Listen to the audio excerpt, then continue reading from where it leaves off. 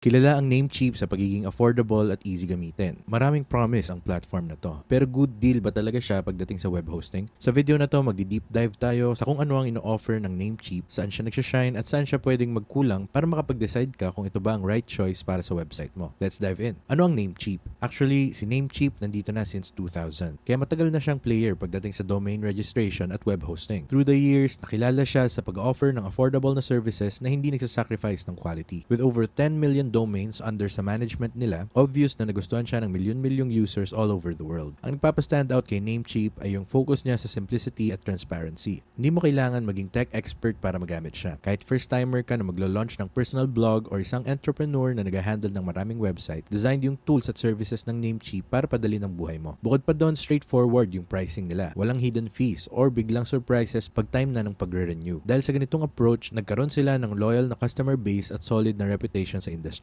Ngayon, quick lang. Kung gusto mong mag-start with Namecheap, click mo lang yung link sa baba ng description para makuha mo yung best pricing. Key features and offering. Domain registration. Simulan natin kung saan pinakakilala si Namecheap at yun ay domain registration. Kung nag-try ka nang maghanap ng domain, alam mo na sobrang nag-vary ang prices. Si Namecheap isa sa pinaka-affordable options out there. Halimbawa, ngayon pwede kang kumuha ng .com domain for as low as $5.98 kung new customer ka. Ang mura nun compared sa ibang competitors. At hindi lang doon nagtatapos yung saving. Madalas silang merong promos and discounts. Kaya pwede kang makascore ng mas magandang deal. Pero affordable doesn't mean tinitipid nila yung features. Kada domain registration may kasama ng free WHOIS, privacy protection na nagpo-protect sa personal info mo para hindi siya ma-publish sa public domain registry. Ang laking plus nito kasi yung ibang providers may extra charge para dito. Yung registration process mismo sobrang simple lang. I-search mo lang yung domain na gusto mo, piliin, tapos i-check out na. At kung hindi available yung first choice mo, may lalabas na alternative suggestion si Namecheap para matulungan kang makahanap ng bagay sa needs mo. Nag-offer din sila ng extensive range ng domain extensions. Whether naghahanap ka ng something traditional like .com or .net or gusto mong maging creative with niche options like .shop or .blog, ang daming choices na pwede mong pagpilian. At yung talagang nagpapastandout sa kanila ay yung kung gaano sila ka-transparent sa pricing nila. Unlike sa ibang companies na nilulure ka muna with low intro rates tapos biglang tataasan yung price pagdating sa renewal, si Namecheap consistent lang ang cost. Kaya easy to see kung bakit favorite siya ng beginners at experienced users alike. Hosting services. Ngayon, let's go ahead and take a look sa ilang domain pricing nila. So, pag-click mo ng link down below sa description, mapupunta ka sa page na to. Dito, pwede ka nang mag-start, mag-search ng domain. Pag nag-scroll down tayo, i-click natin yung domains, makikita natin meron silang .org, .net, .ca, .live, .me, at pag kinlik natin yung more, makikita natin lahat ng iba't ibang extension. So, merong .deal, .doapp, .im, .locker, .day. Tapos, pag bumaba pa tayo dito, makikita natin merong .com, .org, .uni, .co.uk, .doca, .dodev, at .me. Now, of course, hindi lang about domains Namecheap. Yung hosting services nila, isa rin yun sa mga reasons kung bakit appealing sila. So, let's talk about yung iba't ibang options na ino-offer nila at kung para kanino bagay ang mga to. Kung nagsisimula ka pa lang or may small website ka, yung shared hosting plans nila ay perfect choice. Sobrang budget-friendly ng plans na to. Nagsisimula lang siya at around $1.58 per month. Mas mura pa sa isang cup ng coffee sa Starbucks. Kahit low cost siya, ang dami mo pa rin makukuha na features like unmetered bandwidth, free website migration, at sobrang easy to use na cPanel interface. Perfect talaga para sa kahit sino na gusto lang ng simple at affordable na way para ma-launch yung website nila. Para sa WordPress users, meron ding specialized hosting plans si Namecheap na designed para mas mapadali ang buhay mo. Kasama na dito yung one-click WordPress installations, automatic updates, at optimized performance. Kung nag-struggle ka na dati sa pag-setup ng WordPress sa ibang platforms, ma-appreciate mo kung gaano ka straightforward dito sa Namecheap. Ngayon, kung lumalaki na yung website mo at kailangan mo na ng mas maraming resources, baka VPS hosting ng Namecheap na ang bagay sa'yo. Yung mga plans na to, nagbibigay ng mas maraming control at scalability. At para naman sa mga kailangan ng maximum performance at security, meron silang dedicated server options. At sobrang hirap talunin nun. Ideal to para sa mga high-traffic websites or businesses na may specific technical requirements. So let's go ahead and check yung iba't ibang hosting plans sa Namecheap. Again, pag kinlik mo yung link down below sa description, pwede tayong bumaba dito at i-click yung hosting. From here, i-click natin yung view more at makikita na natin yung iba't ibang hosting plans nila. Meron din silang maliit na button dito na pwede mong i-click, yung find the right hosting. So, gagawin na rin natin yon. At pag nag-scroll down pa tayo dito, makikita mo na pwede kang pumili ng hosting dito. Merong shared hosting, reseller hosting, WordPress hosting, email hosting, VPS, at dedicated servers. Pag tinignan natin yung shared hosting plans nila, ito yung current pricing nila as of this recording sa US. So, pwede kang mag-start for as low as $1.98 per month sa shared hosting plans nila. Para naman sa WordPress hosting plans, punta lang tayo dito at i-click yung see pricing and plan. Tapos makikita natin yung yearly pricing nila. Pero kung isi-switch natin to monthly monthly, makikita na natin yung pricing dito. Meron silang Easy WordPress Starter, Easy WordPress Turbo, at Easy WordPress Supersonic. Depende sa needs mo. At lastly, meron din silang dedicated server hosting. Dito pwede na nating makita yung iba't ibang plans at timings. Pwede kang magbayad monthly, quarterly, or annually para makasave ng money. Again, itong mga to ay para sa mga advanced users. Pero meron si Namecheap ng mga options na to kung may advanced needs ka. SSL certificate. Malaking bagay ang security, lalo na kung may online store ka or nangongolekta ka ng kahit anong user data. Dito papasok yung SSL certificates ni Namecheap. Itong mga certificates na to ang nag-encrypt ng data at tumutulong mag-build ng trust sa visitors mo. Kahit basic domain validation lang ang kailangan mo or mas advanced options like extended validation, covered ka ni Namecheap. Ang maganda dito, yung process ng pagbili at pag-install ng SSL certificate sobrang straightforward. Kahit hindi ka tech savvy, kaya mo to. At kung magkakaroon ka man ng problema, andyan lagi yung support team nila para tumulong. Backup system. Let's face it, ayaw natin isipin yung worst case scenarios. Pero super crucial na may solid backup system ka. Yung Namecheap Auto Backup Tool ay isa sa pinaka-user-friendly options out there. Integrated siya diretso sa cPanel interface at automatic siyang nagtitake ng daily backups ng website mo. Yung mga backups na to naka-store up to 1 year. Kaya may safety net ka lagi just in case may di magandang mangyari. At yung pag-restore ng data mo sobrang dali din. Pwede kang pumili between basic at advanced restore options. Depende sa kailangan mo. So whether mag-rollback ka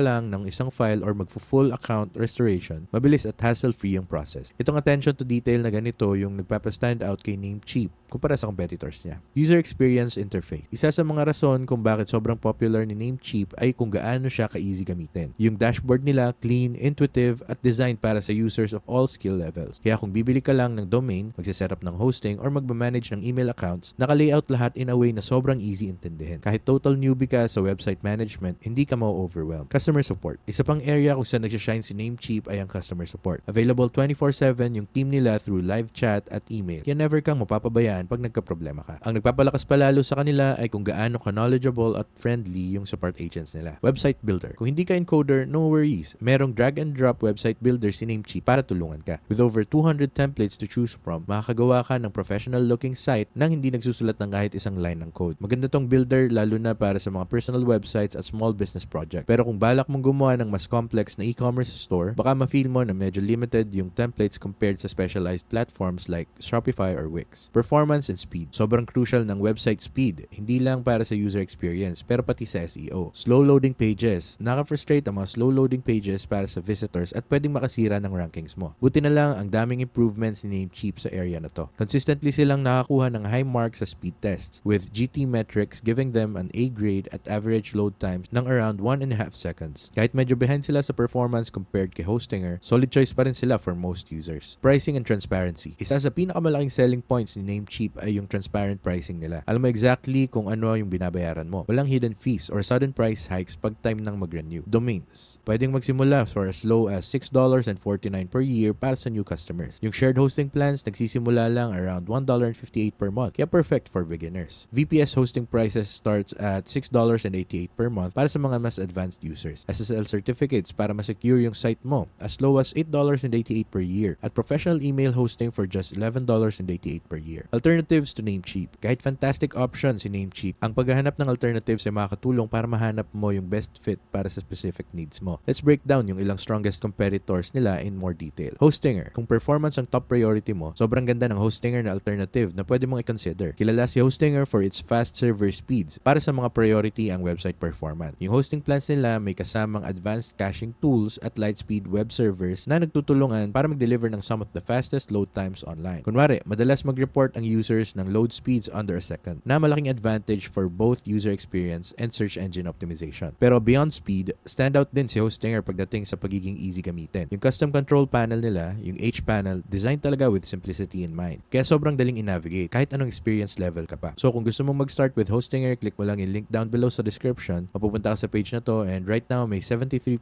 off sila sa web hosting kaya pwede mong i-click yung start now at tignan yung different pricing plans nila. Meron nito premium, business at cloud cloud startup plans. Pero sa karamihan sa inyo na nanonood ngayon, kung ito ay very first website nyo, yung premium hosting plan sobrang sapat na. Pwede kang mag-build ng up to 100 websites sa hosting plan na yon. Meron kang managed hosting for WordPress, kaya niyang mag-handle ng about 25,000 visits monthly across those 100 websites. Meron kang 100GB ng SSD storage, may free pre-built templates, free automatic website migration, unlimited free SSL, free email, weekly backups, at may free domain ka pa for the first year. Kaya sobrang hirap talunin nun. So from here, go ahead lang and click mo yung choose plan. And lastly, kailangan mo lang gawin ay pumili ng term na gusto mong i-commit. Whether 1 month, 12 months, 24 months, or 48 months. For this example, pipiliin ko yung 12 months. At yung last step mo ay pumunta sa coupon code area. Type mo yung my first website, then click apply. Makikita mong sobrang mura nito. Makakuha ka na ng full year ng hosting with Hostinger. Kaya make sure na i-click mo yung link down below sa description para makuha mo yung best pricing possible for Hostinger. At huwag mong kalimutan gamitin yung code na my first website sa checkout para makuha yung best pricing. Ngayon, isa pang popular na option lalo na para sa WordPress users ay si Bluehost. Itong hosting provider na to ay isa sa ilang officially recommended ng WordPress.org at may good reasons kung bakit. Si Bluehost ay nag-offer ng seamless WordPress integration with features like one-click installations, automatic updates, at isang WordPress-specific dashboard para mas mapadali ang site management. Kung nagbe-build ka ng blog or content-heavy website, yung features ni Bluehost ay tailored talaga para sa needs mo. Si Bluehost ay nagbibigay ng solid balance ng performance at support. Yung customer service team nila available 24/7 at sobrang sanay silang mag-troubleshoot ng WordPress-specific issues. Kahit medyo slightly higher ang pricing nila compared kay Hostinger, yung added perks tulad ng free domain for the first year at extensive tutorials make it a good investment para sa maraming users. Madalas, bloggers at small businesses na naghahanap ng trusted WordPress-friendly host, nagiging perfect fit talaga sa kanila si Bluehost. So kung gusto mo rin mag-start with Bluehost, meron kaming link sa baba ng description na magdadala sa'yo ng page na to kung saan pwede ka nang pumili sa 4 different plans nila. Meron silang basic plan, choice plus plan, online store plan, at pro plan. Again, para sa karamihan sa inyong nagsisimula pa lang, yung basic plan should be more than enough. Pwede kang mag-build ng up to 10 different websites. May 10GB ka ng NVMe storage, kaya niyang mag-handle ng 100 concurrent visitors at once. Ideal siya for 40,000 visits per month. Meron pang AI site creation tools, 30-day money-back guarantee, free domain for the first year, pro email free trial, free site migration tool, free SSL, at free CDN. Kasama pa ng ibang mga features. So kung gusto mong mag-start with Bluehost, go ahead and i-click mo lang yung link sa baba ng description. Ngayon, kung plano mong mag-build ng online store, si Shopify naman yung clear choice dito. Unlike sa general hosting providers, si Shopify is specifically designed para sa e-commerce, offering a full suite ng tools para matulungan ka magbenta ng products online. From customizable storefront themes to integrated payment gateways at advanced inventory management, covered ka ni Shopify pagdating sa online selling. Isa sa standout features ni Shopify ay yung sobrang dali niyang gamitin. Hindi mo kailangan ng technical knowledge para makapag-setup ng professional-looking online store. Lahat, mula sa pag-add ng products hanggang sa pagsaset ng shipping options, sobrang streamlined. Kaya favorite siya ng maraming entrepreneur. Kahit mas mataas ang Shopify pricing compared sa hosting plans ni Namecheap, Hostinger, or Bluehost, yung specialized tools at scalability niya make it a better option para sa serious e-commerce venture. So kung gusto mong mag-start with Shopify, i-click mo lang yung link sa baba ng description. Pupunta ka sa page na to, and by entering your email address, makakakuha ka ng free 3-day trial. Tapos yung first 3 months mo, $1